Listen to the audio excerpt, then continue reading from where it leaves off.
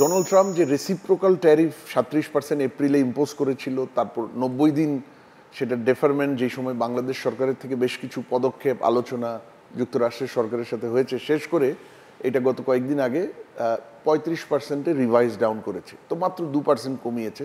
সে ব্যাপারটা একটু হতাশাজনক। ব্যাপারটা আমাদের রপ্তানির জন্য উদ্বেগেরও।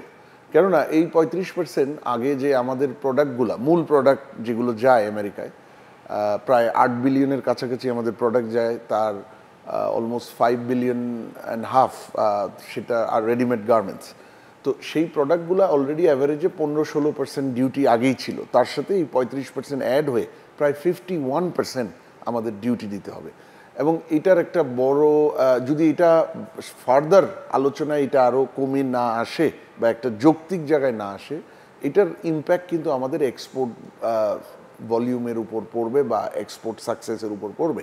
কেননা আমরা যে প্রোডাক্টগুলো বানাই বা পাঠাই আমেরিকাতে, এগুলা লো ভ্যালু প্রোডাক্ট এবং এগুলো খুব প্রাইস সেন্সিটিভ। একটু প্রাইস বেড়ে গেলেই ডিমান্ড পড়ে যায়, তাই না? তো সুতরাং আলটিমেটলি আপনি যদি চিন্তা করেন যে এইটার ব্র্যান্ড বা রিটেইলার বা ইম্পোর্টার এটা যদি কনজিউমারের কাছে অ্যাডিশনাল কস্টটা পাস অন করতে চায়, ডিমান্ড পড়ে যাবে। ডিমান্ড পড়লে আমার এক্সপোর্ট অর্ডার পড়ে যাবে। দ্বিতীয় হলো, এই ইমিডিয়েট টার্মে আমরা আশা করছি বাংলাদেশ সরকারের থেকে আরও আলোচনা, আরও কৌশল, সেগুলো আগামী দিনগুলোয় ডিপ্লয় করে এটা আরও নামানোর প্রচেষ্টা থাকবে। কিন্তু এই যে 35% হলো 90 দিন শেষে, প্রায় 90 দিন শেষে, এটাতে কিন্তু বায়ার বা ইম্পোর্টারদের কিছুটা হলেও কনফিউশন এবং কনফিডেন্স প্রবলেম হচ্ছে। কারণ তাহলে কি এটা আরও কমবে নাকি কমবে না? অর্ডার আসলে কি এখন 35%-এ ঢুকবে, নাকি যদি কমে আরও কম, অ্যাডিশনাল আরও কম পার্সেন্টেজে ঢুকবে? সেই কারণে শর্ট টার্মে বা ইমিডিয়েট টার্মে কিছু অর্ডার কিন্তু স্থগিত হতে যাচ্ছে। এবং আমি আজকেই পত্রিকায় দেখেছি অলরেডি ওয়ালমার্টের কিছু অর্ডার বাংলাদেশে আপাতত স্থগিত হয়েছে।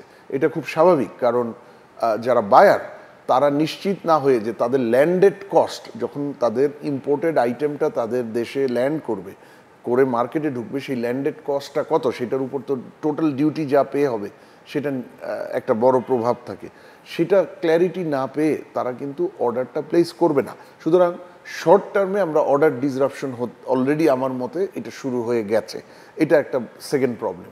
আর তৃতীয় প্রবলেম হলো, যদি এটা লং টার্মে এটাই থেকে যায়, হয়তো আমরা কিছুটা শর্ট টার্ম যে অর্ডার ডিসরাপশন হবে তার কিছুটা কাটিয়ে উঠতে পারবো।